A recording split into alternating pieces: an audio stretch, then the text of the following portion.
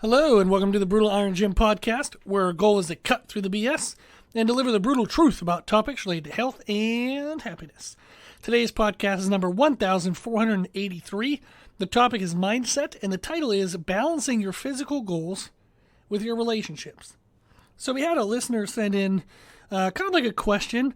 I won't read through everything because there's a little bit of personal details and stuff in it, but they were, in a sense, expressing that they want to compete in like a bodybuilding type show, but their significant other doesn't really support what they're trying to do. They make little snide comments. They kind of put them in situations where they have to choose between the significant other or eating the right food or going to the gym. And they feel like the person's almost doing it as like a test, and they're just not sure kind of like how to manage that.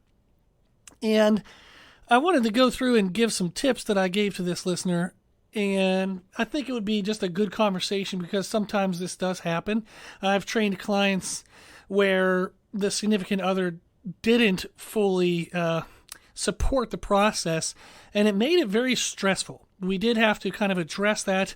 Sometimes it worked out well, but unfortunately, sometimes it didn't, and the client had to choose kind of which they wanted. Did they want their physical goals or did they want that relationship? Now, it's unfortunate that it got to that place, that the significant other didn't kind of get more on board, but that does sometimes happen. So an example I want to talk about, there's basically three things I think that will help a lot. Number one is to simplify your process.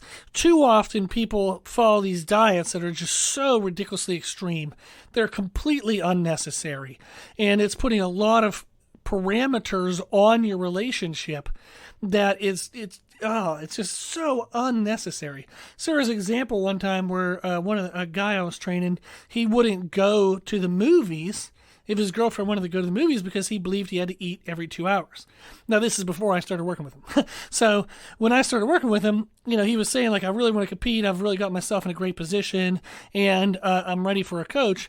And we started getting to know each other, and he's like, yeah, I eat, these foods. I eat every 2 hours. And he was saying, I never miss it. I don't miss my meals for anything. My girlfriend always asks me to go to the movies, and I tell her I can't. And I was like, whoa. I was like, why can't you go to the movies, dude? What are you talking about? And we got into talking, and he was following this diet that was supposed to be some kind of professional diet, and they were eating really high protein, high carbs, and it was structured to the way that he was supposed to eat literally every 2 hours. And therefore, by the time they drove to the movies, they sat in the movies, they watched the movie, and they got home, or even out in the parking lot, he said it would be 2.5, 3 hours. He goes, I would just miss my meal. I can't do that. I want to be a professional. I want to be amazing, blah, blah, blah, blah, blah. And I was like, dude, just swap some carbs for fats. I was like, just cut your carbs in half, replace those calories with fats, and that meal will take 3 hours to digest, and you can go watch the movie. And he's like, what? And I was like, what do you mean, what? I was like, that's how easy it really is. So he was thinking, that typical kind of macro structure where the person will believe, my protein has to be 20%, fats are 30, carbs are 50. Now, when you talk to bodybuilders, it's sometimes a little bit crazier than that. Protein is more like 30. Then they think like carbs have to be 70 and fats 10. That doesn't even add up to 100. So 30, 60, 10. There you go. But there's no need for your macros to be structured that certain way. Low carb and low fat diets both work. As long as your calories are controlled, and if you're trying to lose body fat, as long as you're in a controlled deficit, if you're trying to build muscle, as long as you're in a controlled surplus, you'll be fine. There is absolutely no need to specify that you do a low carb or a low fat. It does depend. Like some people do better on keto diets. Some people do better on high carb diets, just depending on food choices and the way in which their body digests foods. But just changing one meal, changing chicken breast to chicken thighs just to increase the fat intake. And maybe, like, for example, there was a guy who had a relationship, and his girl hated chicken breasts because they were so dry. And I was like, dude, just eat chicken thighs and then reduce the carbs they're eating within that meal. He's like, really? I said, yeah, just do that. And then she'll actually like the meal. So they did that, and she actually liked the meal, and then they could cook together and eat together. So there's a lot of times where people have the process so warped about what they think is truly important, and it is not. Like, gosh, whether you have white potatoes or white rice makes no damn bit of difference. So if you don't have rice available, it's not like you have to stop everything you're doing and run to the store when you have potatoes in the house, or a pasta or something. Like, there's so much a leeway with specific foods, assuming you're controlling your calories, your protein, and your distribution. And then whatever food you're substituting is within a similar ballpark. White potato and white rice are close enough. But I'm not going to swap out, white potato for ice cream. So that's not going to work. But that was an example. So simplifying the process, I talk about it all the time. Podcast 1232, Nutrition Podcast titled Start Here. It tells you, and you can go to our website, www.brutalirongym, to check that out. It tells you what order of everything is important, and specific foods is the fourth most important thing on the list. So if you're getting number 1, 2, and 3 right, and all you have to do is modify one meal to go out for a movie, just go to the freaking movie, dude. Like, it's not going to be that big of a deal. Then, so that's one way to balance physical goals with relationships, is to make sure that what you're doing is as simple and true to what really actually matters as possible. If you simplify the process, it gives you a lot more options, and it gives you a lot more ways in which you can balance doing what you need to do balanced with what other people need of you. So that's a really good idea. Then we talk about multiple options. So I do that with clients a lot is, if you're trying to balance a relationship and you want to go to the gym, say 4 to 5 times a week, and it's going to take at least an hour in the gym. So maybe we'll just say 30 minutes to get there, get settled in, an hour in the gym, 30 minutes to get home and get settled in. So 2 hours. And your significant other, are they on board for you taking 2 hours every evening?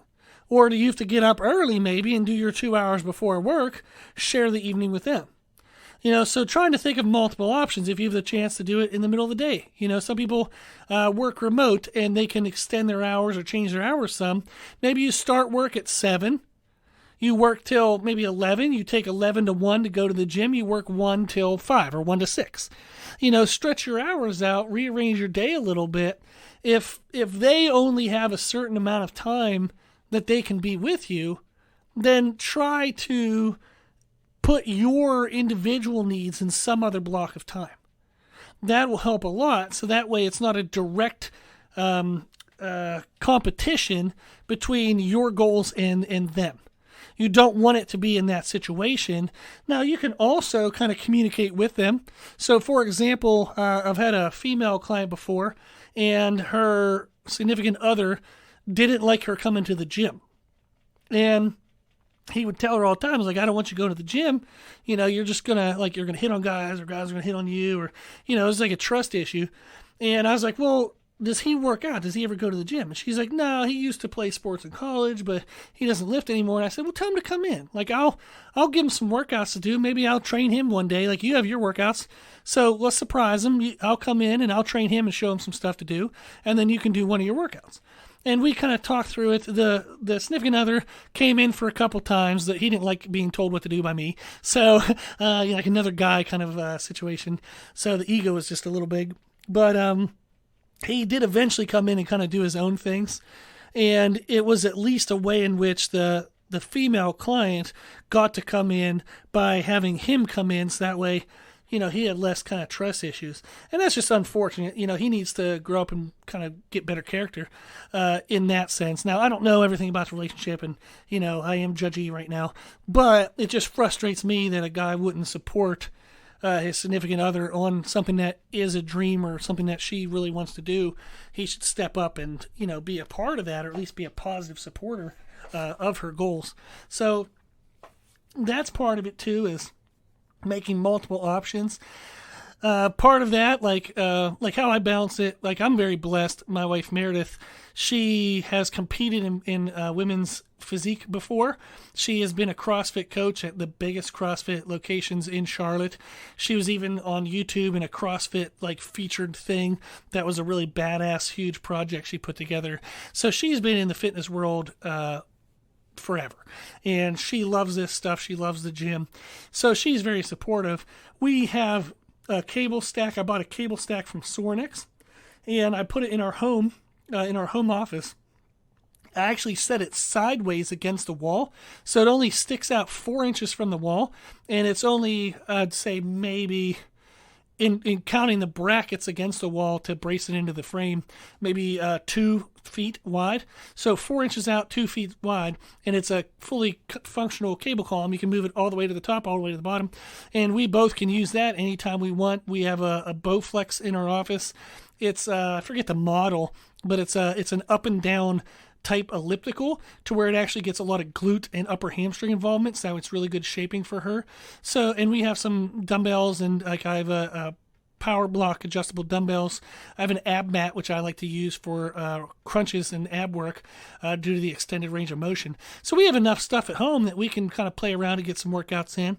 So if we don't have time to go to the gym, or maybe we're going out and doing something and, I miss my gym window, I go home, I set 15 minutes on a timer, and I just bust out some back, some arms, some shoulders, whatever I feel like doing, some ab work. I just get 15 minutes in, and then maybe the next day in the gym, I stay an extra 10 minutes and try to catch an extra working set or two on a body part that maybe I didn't get quite enough. So having multiple options really, really, really helps. So that way, it again doesn't feel like a competition between your personal goals and time with that person. So that's going to help a lot. And then communication. Communication in regards to what each other needs. Don't think of only your needs. Saying like, I need them to support me in this, and I need. What do they need? Is there something they're not getting from you, and that's what's causing the problem? There's the book, The 5 Love Languages, which I think is an amazing book. It talks about the ways in which people receive love the best. We don't always receive love equally. Like, some people might like gifts, some people hate gifts. Some people might like, quality time. Other people, quality time isn't that amazing. They're like, if I text you or I call you every now and then, that's good enough. So everybody has their own kind of love language. Understanding the relationship that you want to nurture, what is their love language, and then trying to give that as much as you can. So if you're going to give an action of love, make sure it's the way in which they want to receive love. The book Love and Respect is a really good book as well, and it has a kind of gender stereotypical kind of male and female structure, but it kind of talks about from a female's perspective how they would feel loved, like ways in which you can show love towards them, and then it talks about from a male's perspective the way in which you can show love towards them, and that's super helpful in a male-female type relationship. And then giving what you want to receive. I think that's a big one, is what do you want from that person? Give it first. If you want them to help streamline something for you, maybe you're tired of doing the cooking and the dishes all the time. Well, maybe help them do the laundry, clean the bathroom, vacuum the floor. Do a couple things for them, and then all of a sudden, they're going to start maybe doing something for you. So it's a give and a take, but you have to give a lot more before you start taking. It's like a bank account. You have to invest into the bank account before you can take anything out of it, right? So before you ask for something, make sure you're giving something.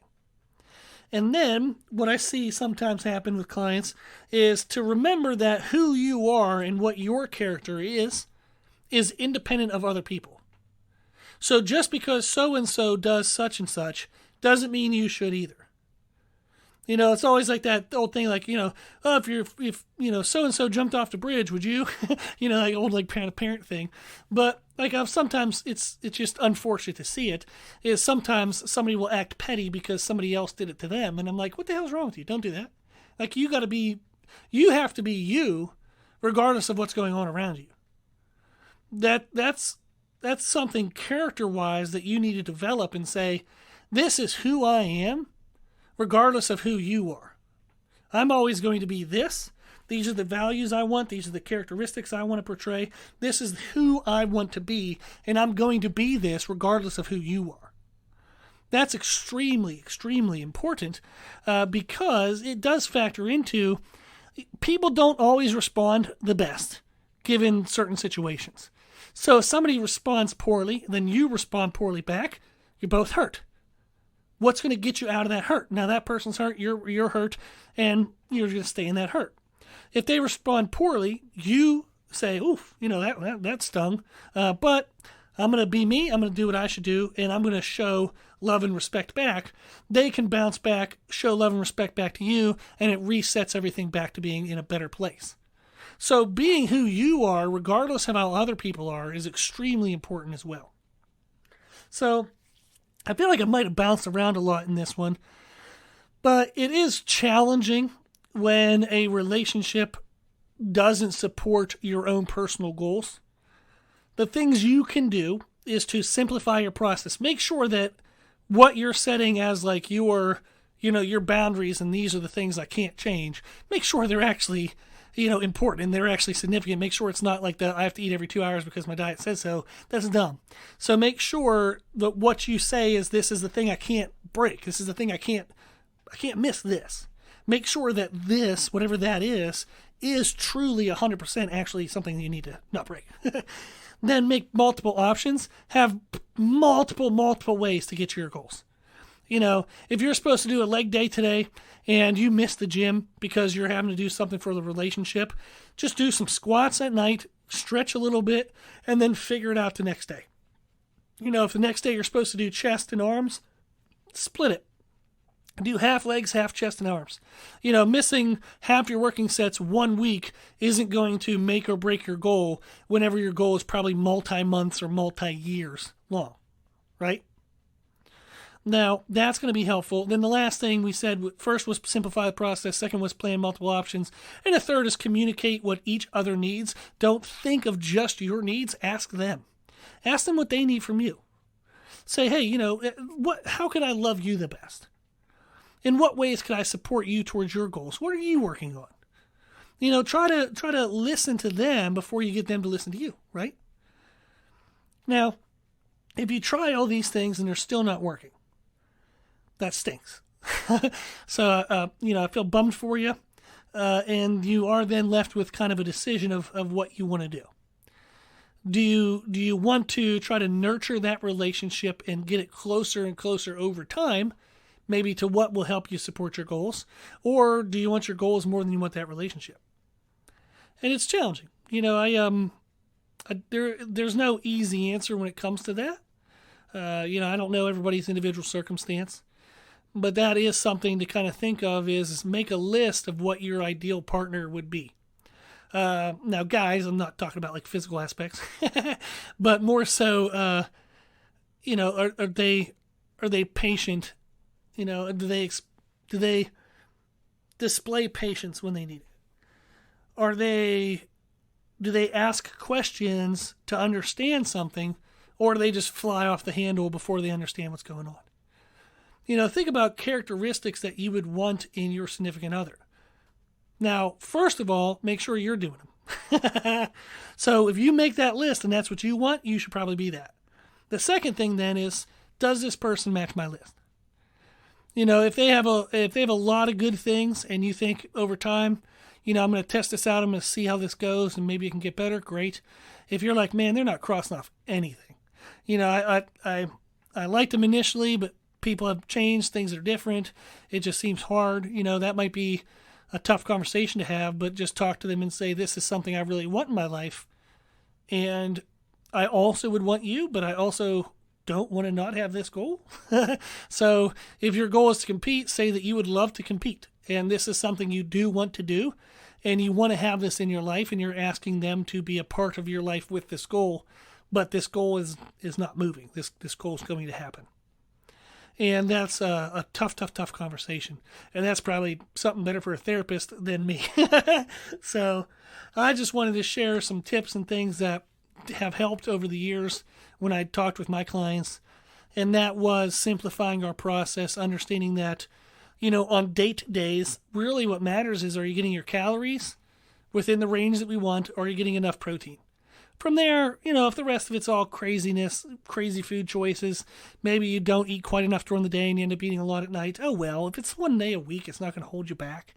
And if you're in the last, say, 8 to 12 weeks of a contest prep, maybe you can ask them, hey, for the next 8 weeks, can we skip the date night food-based stuff? Can we sit at home and watch a movie? Can we go for a walk? Can we go do something else other than food? and maybe they still have to have like a Saturday night where they get to eat what they want, or they go out with friends and do that. But just communicate to what you need, and then also communicate that there's maybe just a short timeline of it. It's not like forever. It's just for now.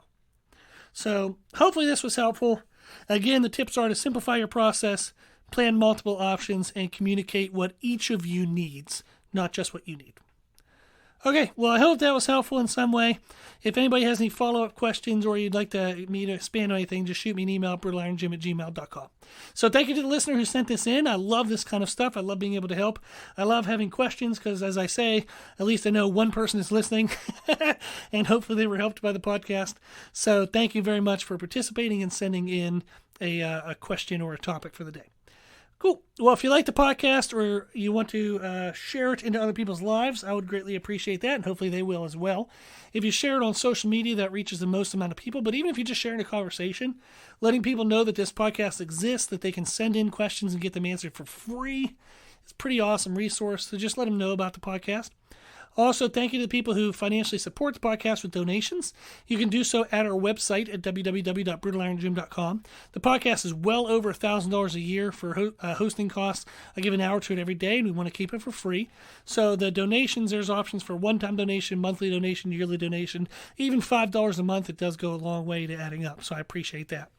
If you like the information we share in our podcast, you can find more from us on our social media channels on Instagram, Facebook, Twitter, and YouTube under the name Brutal Iron Gym. If you have any questions, feedback, suggestions, anything that you want to know, let us know at our email, brutalirongym@gmail.com. As always, I hope this was helpful, and thank you for listening.